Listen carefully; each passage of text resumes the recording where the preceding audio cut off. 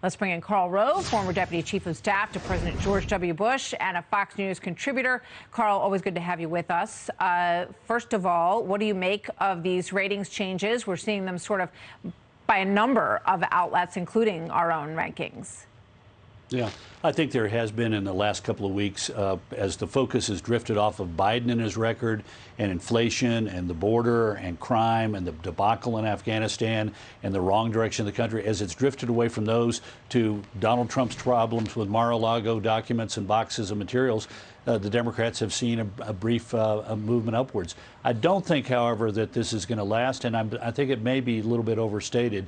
But even if it isn't, if the Republicans take, for example, 16 seats in the House, that would give them 234, as you said. That is 3 seats more than they had when they took control of Congress for the first time in 40 years in 1995 when Newt Gingrich became Speaker.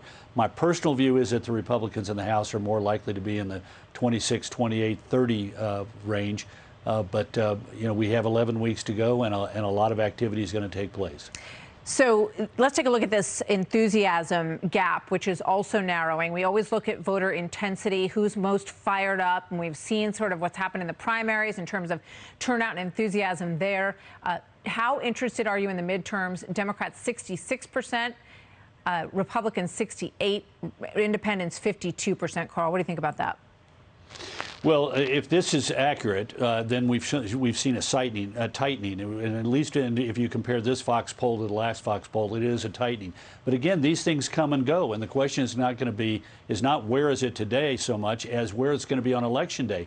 And again, this is going to depend on the ebb and flow of the campaign. Well, think about it. For the last 2 weeks, have we been talking a lot about Biden and inflation and all the disasters that we've seen from this administration and its low approval ratings? No, we've been talking about Donald Trump and 25 boxes of material at Mar-a-Lago. The more we talk about that and the less we talk about the problems that we face as a country here and now, the better off the Democrats are. It raises their enthusiasm, dampens the Republican enthusiasm. So ironically enough, the more that we see Biden out on the campaign trail, the more it's going to remind the American people of the challenges that they think the country faces, that they think the country's going in the wrong direction. They don't think he's up to the job, and the better off the Republicans will be. But that's not where we've been for the last couple of weeks. Well, the Washington Post asked 60 candidates if they were going to want the president on the campaign trail with them, and they got a long list of basically, can I call you later on the cell phone, essentially. Not a lot of answers, and people who did not want him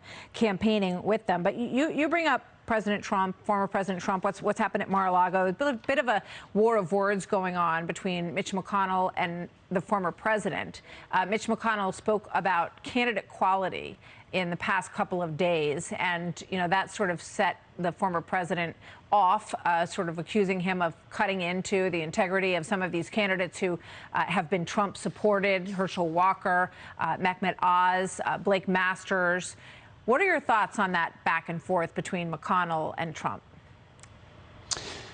Well, not particularly helpful. I mean, I understand where the minority leader is coming from, which is to say we've got to pay attention to these races. I took this in part as a call to action. I sense that there's some, a lot of enthusiasm to get particular candidates nominated in a primary, and then once that's done, we walk away. And so, for example, Peter Thiel, who poured tens of millions of dollars into the Ohio and Arizona contests, let it be known that he wasn't going to be around for the general election.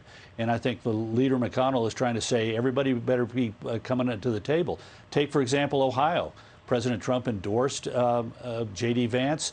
And now Leader McConnell has spent $3 million already to try and help J.D. Vance in the general election and reserved $25 million more in TV time.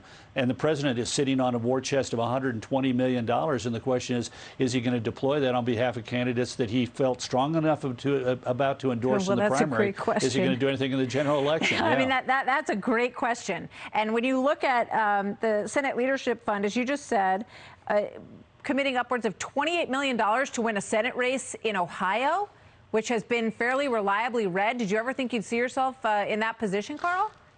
Well, first of all, full disclosure, I helped form the American Crossroads Senate Leadership Fund. I remain an unpaid senior advisor to the group. And no, I didn't. I mean, this is a race that should be put away. Donald Trump won the state by nearly 10 points. J.D. Vance admittedly was in a multi-candidate field, came out with roughly 30% of the vote.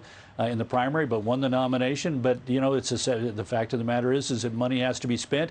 And the first guy who tell you that money has to be spent is J.D. Vance. And I can tell you that because he told me that no money needed to be spent on his behalf. So this isn't just Mitch McConnell. This is also some of Donald Trump's nominees saying we need help. And the question is, where are they going to get help? There's a limited amount of money that the leader has been able to raise. Yeah. The question is the president going to join him in that contest? Well, we'll keep a close eye on what's going on in Ohio. And Vance versus Tim Ryan is going to be a very interesting race.